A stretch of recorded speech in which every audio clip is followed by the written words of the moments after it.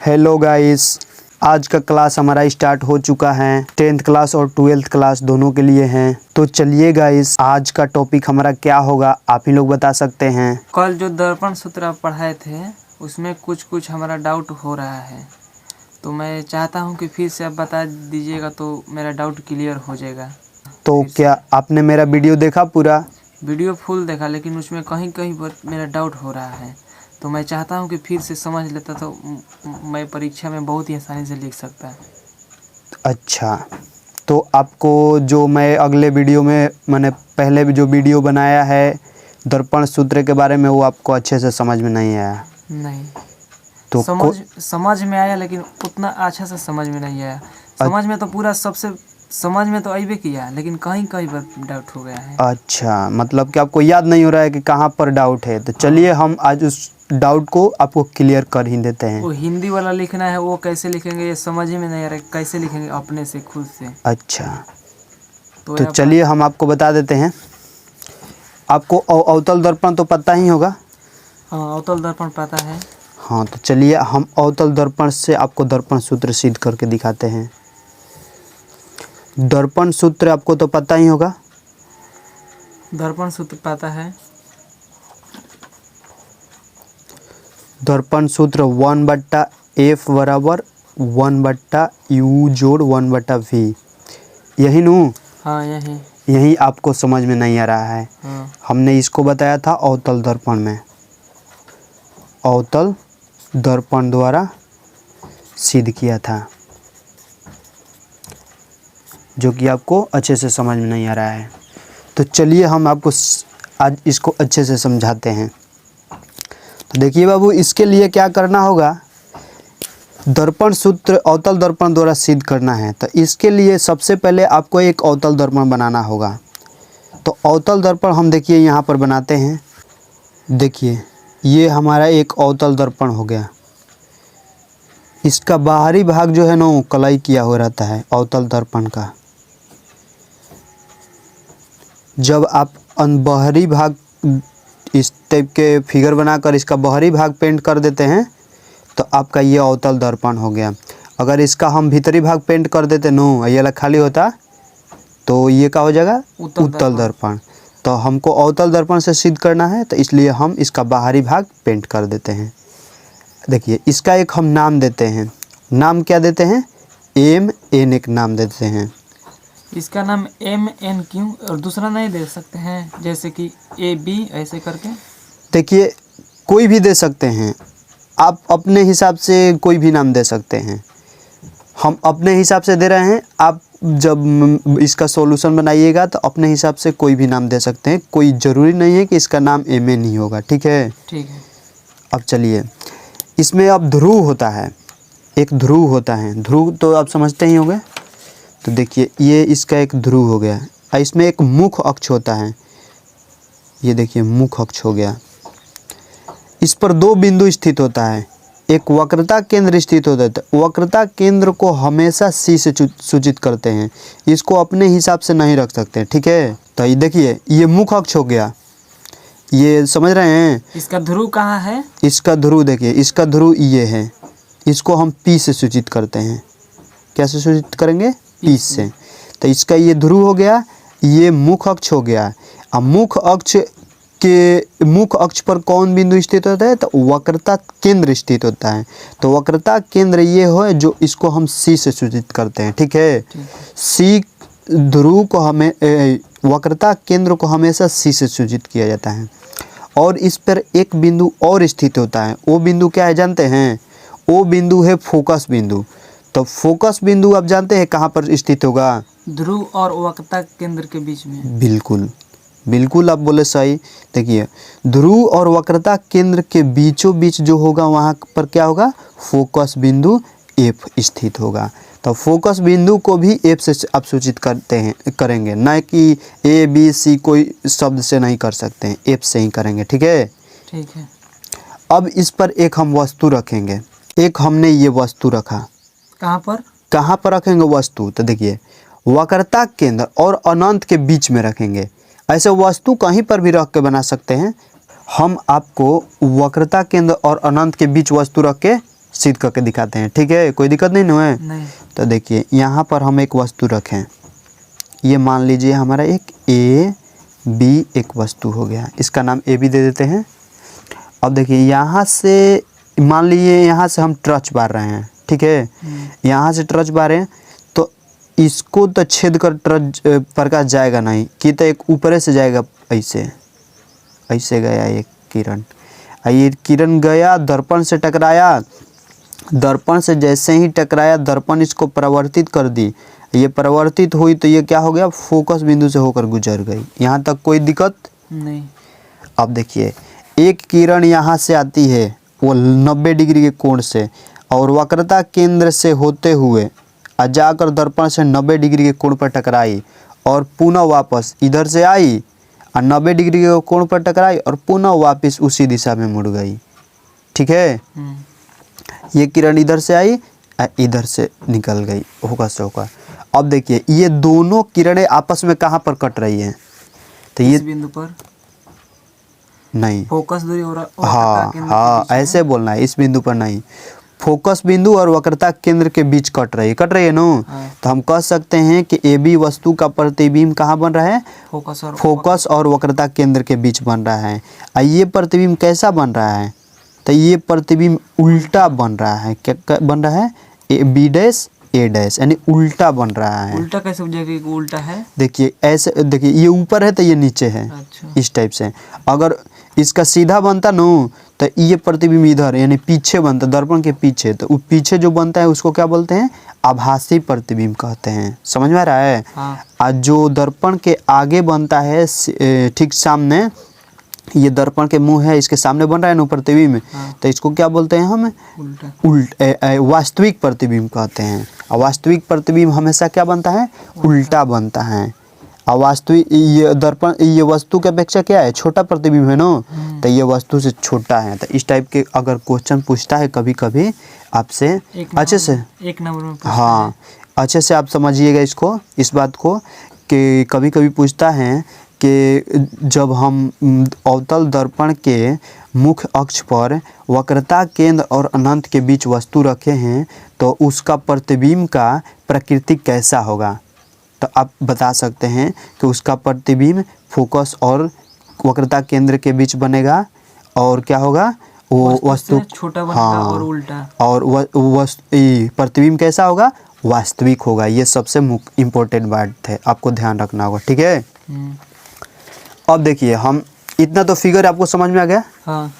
अब इसमें हम लिखेंगे क्या, कुछ हमें लिखना होता है, वही तो दिक्कत होता है, आपको भी वही दिक्कत होगा ना। हाँ।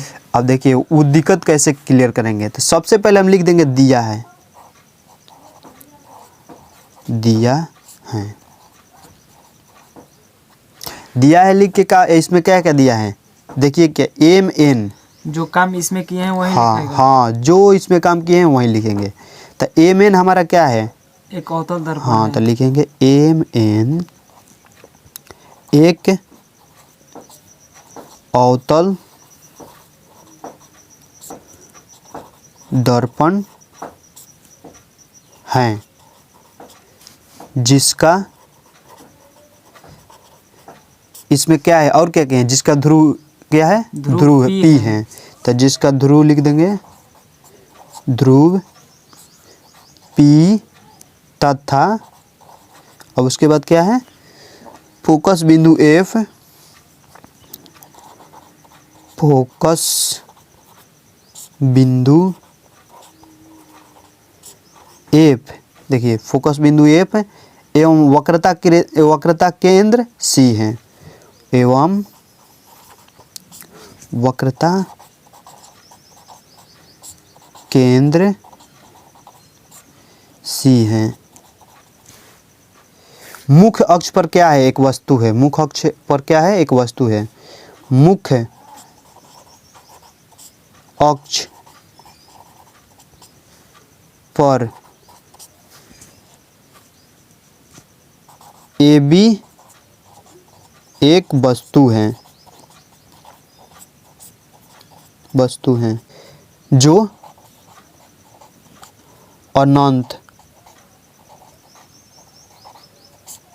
और किसके बीच स्थित है? वक्रता केंद्र। हाँ, वक्रता केंद्र के बीच स्थित है।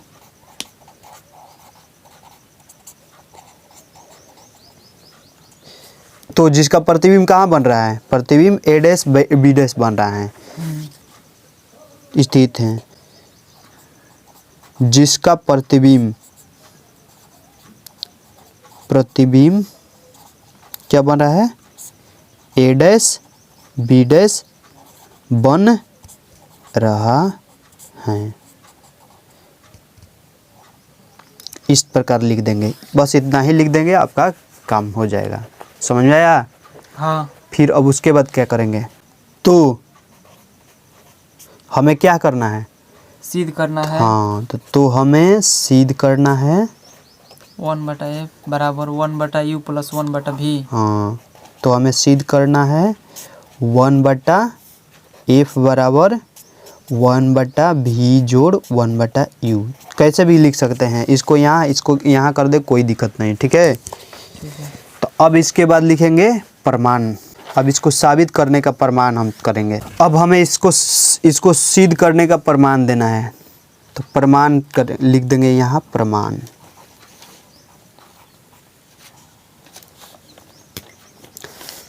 तो देखिए प्रमाण में क्या क्या लिखेंगे?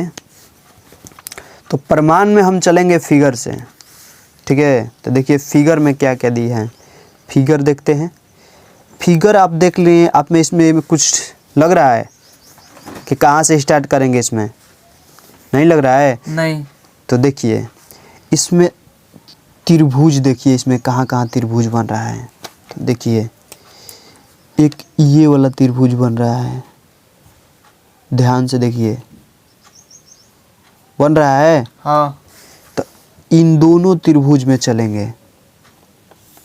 इस त्रिभुज को हम बाहरी कर देते हैं। देखिए एक ऐसे रेखा है, एक ऐसे है, एक ऐसे है।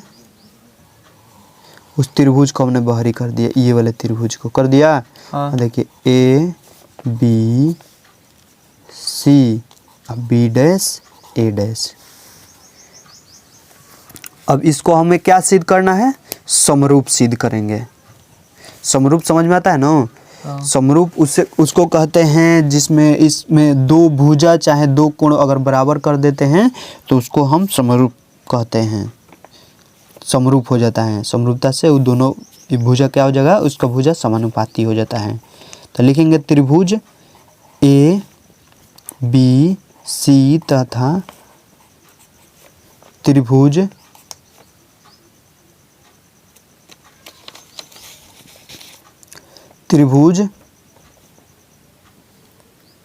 ए डैश बी डैश सी में। अब इसमें दो गो भुजा बराबर करते हैं चाहे कोण बराबर। तो देखिए ये वस्तु है, तो वस्तु कैसा रखी गई है? लंबवत है। 90 डिग्री। तो लंबवत है तो इस भुजा पर कितने डिग्री के कोण बनाएगी? 90 डिग्री के। यहाँ पर प्रतिबिंब बन रहा है तो ये भी लंबवत है, यहाँ पर कितना डिग्री का बनेगा? 90 डिग्री के। तो 90 डिग्री दोनों बराबर होगा। हाँ। कोई दिक्कत नहीं। तो अब इसको लिख देते हैं कोण ए बी सी बराबर कोण ए डैश बी डैश सी। समझ रहे हैं कैसे? हाँ। जिस कोण को लिखना होता है उसको हम बीच में कर देते हैं। तो बी कोण को लिखना है हम बीच में कर दिए, इस बी डैश को लिखना है बीच में कर दिए। कोई दिक्कत नहीं। अब उसके ये क्या है दोनों? तो 90 डिग्री का, यानी 90 डिग्री का कोण है, इसलिए बराबर है। अब देखिए एक कोण कौन है? एक कोण ये है, ये कौन? शीर्षाभिमुख कोण है। शीर्षाभिमुख कोण किसे कहते हैं? जो क्रॉस होता है, जब दो भुजा आपस में क्रॉस होगा तो वहाँ शीर्षाभिमुख कोण से वो दोनों भुजा आपस में बराबर होगा। ठीक है, तो लिखेंगे कोण ए सी बी बराबर कोण ए डैश सी बी डैश। कौन कोण से होगा? शीर्षाभिमुख कोण, शीर्षाभिमुख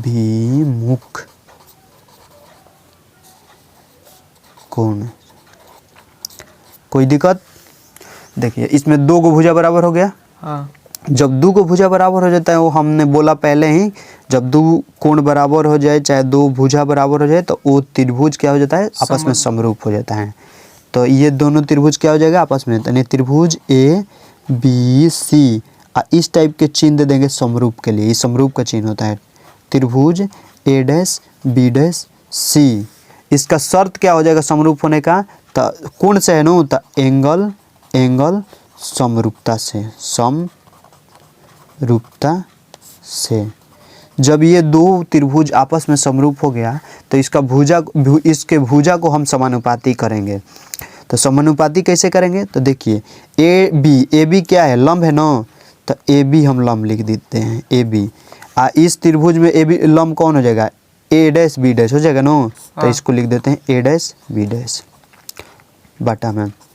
इस त्रिभुज के ये आधार हो जाएगा ना, तो बी सी आधार हो गया, इसका आधार बी डैश सी, यानी बी डैश सी इसका आधार हो गया।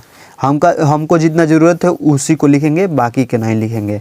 हमें ए सी की ज़रूरत नहीं है, इसलिए ए सी को नहीं लिखेंगे।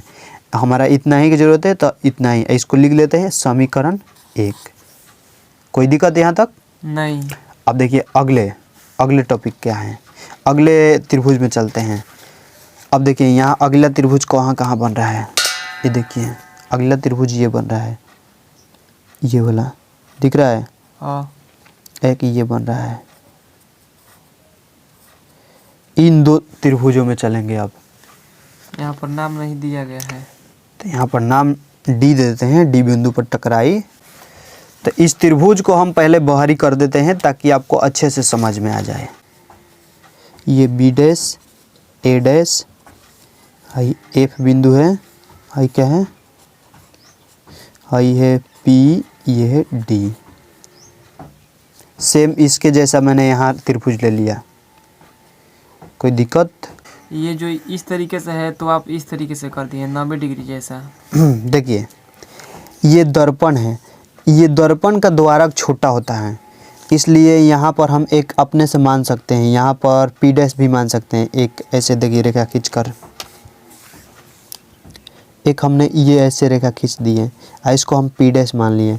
तो इसको हम लिख सकते हैं अपने से, क्या लिख सकते हैं कि चूँकि दर्पण का द्वारक छोटा है इसलिए पी डैश एफ बराबर पी एफ, यानी दोनों बराबर होगा।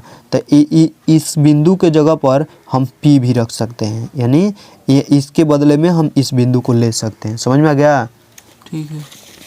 तो इसलिए हम नहीं लिखे हैं क्योंकि उसमें समझने में आपको उलझन होगा। तो आप इतना ही याद रखिए ना, बस आपको जितना काम है उसी से मतलब रखिए। अधिक समझिएगा तो फिर क्या होगा कि दूसरे टाइप का मन हो जाएगा। तो मैं आपको वो भी लिख कर बताऊँगा। इसको भी आप समरूप करेंगे? हाँ, इसको भी हम क्या करेंगे, समरूप करेंगे। तो समरूप करने के लिए लिखेंगे त्रिभुज B dash A dash F तथा त्रिभुज पी डी एफ में। अब इसमें भी कोण करेंगे समानुपाती। तो देखिए कोण ये है 90 डिग्री का। तो लिख देंगे कोण ए बी डैश एफ बराबर कोण एफ पी डी बराबर कितना है, 90 डिग्री। अब उसके बाद क्या है, ये भी शीर्षाभिमुख कोण है ना। हाँ। पहले मैंने बताया। तो कोण ए डैश एफ बी डैश बराबर पी कोण पी एफ डी क्या है, शीर्षाभिमुख कोण, शीर्षाभिमुख कोण। अब जब दो कोण आपस में बराबर हो जाते हैं तो त्रिभुज समरूप हो जाता है। तो यहाँ लिख देंगे त्रिभुज B dash A dash F समरूप त्रिभुज पी डी एफ ये समरूप हो गया। ये कौन, तो एंगल समरूपता से।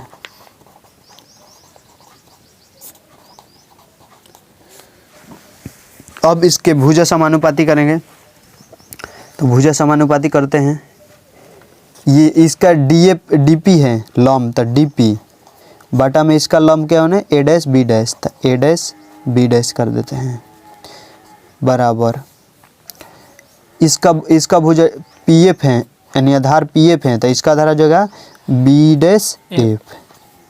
इसको समीकरण 2 मान लेते हैं। अब देखिए एक उलझन आपको बता देते हैं। देखिए यहाँ डी ये क्या है ए डी ये क्या है बीपी के समानांतर हैं, तो यहाँ लिख देंगे चूँकि ए डी समानांतर बीपी हैं इसलिए क्या हो जाएगा ए बी बराबर डी पी। तो हम डी पी के जगह पर ए बी लिख देते हैं। तो चलिए करते हैं समीकरण 2 से। तो 2 से क्या ए डी पी के जगह पर ए बी रख देते हैं, तो ए बी बटा में ए डैश बी डैश बराबर पी एफ बटा में बी डैश एफ। ये क्या हो जाएगा समीकरण 3। अब इसके बाद क्या करेंगे, तो इसके बाद तुलना करेंगे। तुलना कैसे करेंगे, समीकरण 1 देखिए समीकरण 1 और 2 में, तो यहाँ लिख देंगे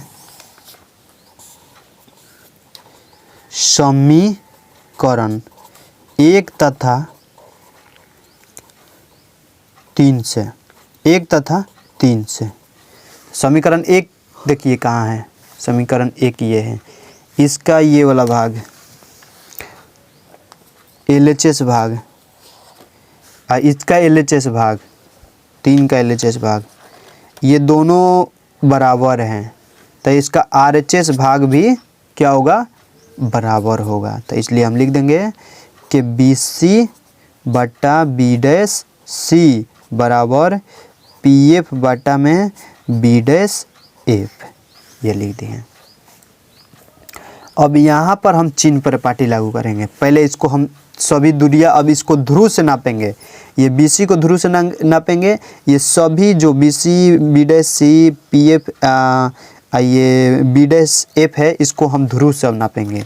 ध्रुव से कैसे नापेंगे चलिए बताते हैं।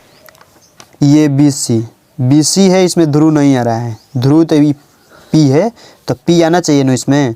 तो इसको ज्ञात करने के लिए हम ध्रुव को कैसे शामिल करेंगे, तो देखिए PB यानी टोटल बिंदु में ले PB में से अगर हम PC घटा देते हैं तो हमारा आ जाएगा BC, तो ये इसमें ध्रुव शामिल हो जाएगा। तो देखिए PB में से अगर हम घटा देते हैं PC तो आ जाएगा हमारा BC बटा में। समझ में आ रहा है?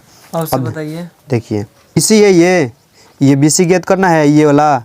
हाँ। तो मान लीजिए देखिए हमने एक बिंदु, ये ऐसे बिंदु है, ये P है। हाँ। यहाँ पर कौ बिंदु 1 2 3 को स्थित है, मान लीजिए 1 2 3 बिंदु, यानी ये B हो गया, ये C हो गया। हमें ये वाला ज्ञात करना है, ये पार्ट ज्ञात करना है। तो कैसे PB यानी PB लिखे हैं, PB में से अगर ये दूरियाँ ये वाला घटा देते हैं इतना, तो हमारा ये वाला दूरी नहीं आ जाएगा। हाँ। समझ में आ गया? हाँ। तो यही बात लिखे हैं यहाँ पर। अब देखिए बी डैश सी यानी बी डैश सी हमें हाई दूरी ज्ञात करना है, तो इसमें भी हमें ध्रुव शामिल करना होगा।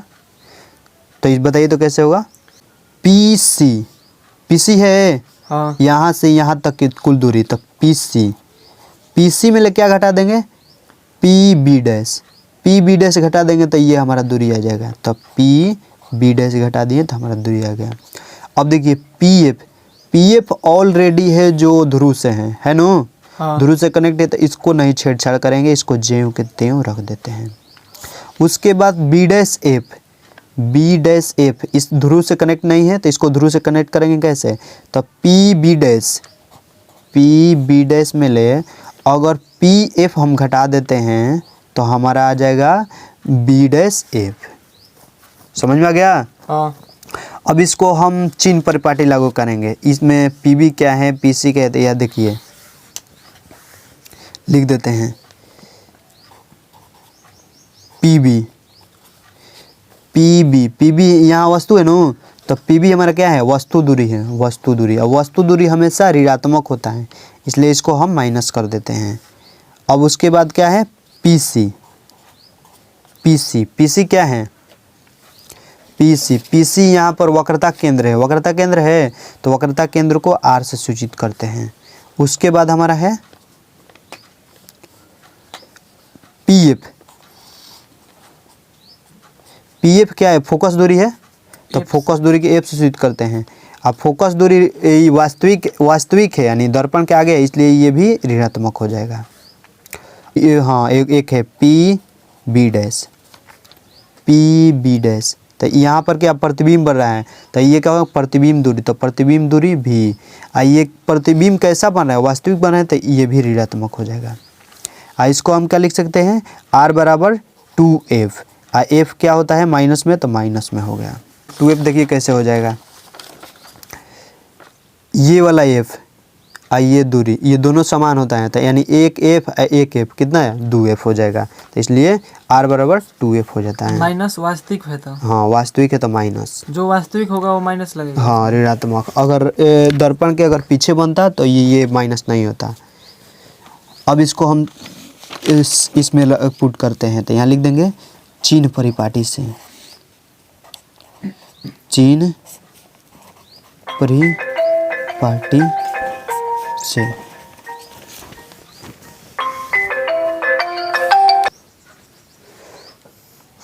चिन्ह परिपाटी से, तो इसमें चिन्ह परिपाटी लागू करते हैं, तो देखिए पी बी, पी बी बराबर क्या लिखा है, पी बी बराबर यू है, तो माइनस यू कर देते हैं, minus P C, P C क्या है -2f है, तो लिख देते हैं माइनस के 2f बाटा में पी सी, पी सी क्या है -2f, तो -2f माइनस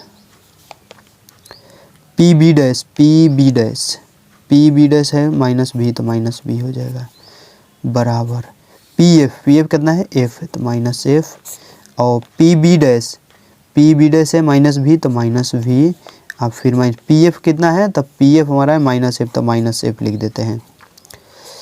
यहाँ तक कोई दिक्कत नहीं। अब देखिए इसको सोल्व कर देते हैं, इसको सोल्व कर देंगे बस हमारा आ गया दर्पण सूत्र हो जाएगा सिद्ध। तो सोल्व करते हैं, देखिए तिरछा तिरछी पहले इसे चिन्ह को सोल्व करते हैं, ये चिन्ह है जो, तो माइनस यूज कहते हो, ये माइनस माइनस क्या हो जाएगा प्लस, तो +2f हो जाएगा बाटा में, ये -2f है, या माइनस माइनस प्लस भी हो जाएगा बराबर -f बाटा में -v माइनस +f। अब देखिए इसको क्या करेंगे, तिरछा तिरछी गुना करेंगे, तो यहाँ से देखिए इसमें इससे करेंगे गुना, तो हो जाएगा +u, प्लस क्यों होगा, ये माइनस हो जाएगा प्लस। अब इसमें u में f से करेंगे, तो u में f से किए तो uf हो जाएगा, इसके आगे प्लस है इसके आगे माइनस है, तो प्लस माइनस माइनस हो जाएगा। अब एक बार f से इन दोनों में करेंगे, तो 2f में v से करेंगे तो हो जाएगा 2fv, इसके आगे माइनस है इसके आगे प्लस, तो माइनस। अब f में f से करेंगे तो 2f² हो जाएगा, प्लस प्लस प्लस हो जाएगा बराबर। अब यहाँ से 2f² कहा है कि ये माइनस है, ये माइनस माइनस में प्लस, अभी में तो हो जाएगा -vf। उसके बाद हो जाएगा क्या, uv -uf -2fv। आइए देखिए ये प्लस है ये भी प्लस है, तो प्लस प्लस कट गया। अब यहाँ पे -vf है जो बराबर में है, बराबर के दूसरी साइड है, तो बराबर के दूसरी साइड लाएंगे तो प्लस में हो जाएगा vf, बराबर के यानी 0 हो जाएगा। अब देखिए ये 2fv है, ये fv है, तो 2f इसके आगे माइनस है इसके आगे प्लस है, तो प्लस में माइनस यानी घटाओ, तो इसमें ले हम घटाएंगे इसको, तो घटाएंगे तो बचेगा क्या, तो uv -uf घटेगा तो बचेगा -vf बच जाएगा, इधर हो गया 0। अब यहाँ क्या करेंगे देखिए, अब उसके बाद करेंगे कि सभी में सभी में दोनों साइड ना। हाँ यू भी एफ से भाग देने पर, तो सभी में इन सभी में भाग देते हैं। तो देखिए यू भी इसमें यू भी एफ से भाग दिए, माइनस यू एफ में भी दिए यू भी एफ से, माइनस भी एफ में भी दिए यू भी एफ में, और जीरो में भी दिए यू भी एफ से। अब यहाँ पर देखिए यहाँ से क्या क्या कट गया, यू से यू, भी से भी, यू से यू, एफ से एफ, भी से भी एफ से भी एफ है, हाँ यहाँ जीरो। तो ये इसमें ले घट बचा 1/f घटाओ 1/v, यहाँ बच गया, घटाओ 1/u बराबर 0। अब इसको बराबर के दूसरी साइड कर देते हैं। तो बराबर के दूसरी साइड करेंगे कैसे, ये 1/f ज्यों के त्यों हो जाएगा बराबर, है माइनस में है तो दूसरी साइड प्लस 1/v, ये माइनस में है तो दूसरी साइड 1/+1/v u। तो सिद्ध हमें क्या करना था, तो हमें तो सिद्ध करना था यही नो कि 1/f बराबर 1/v जोड़ 1/u, ये दर्पण सूत्र हमारा हो गया जो प्रूफ्ड। आपको समझ में आया अच्छे से? हाँ। तो ठीक है, हम अगले टॉपिक बताएंगे अगले वीडियो में। तब तक के लिए कल के क्लासेस के लिए आप तैयार होइए, इसको रिवाइज कीजिए। ओके। हाँ।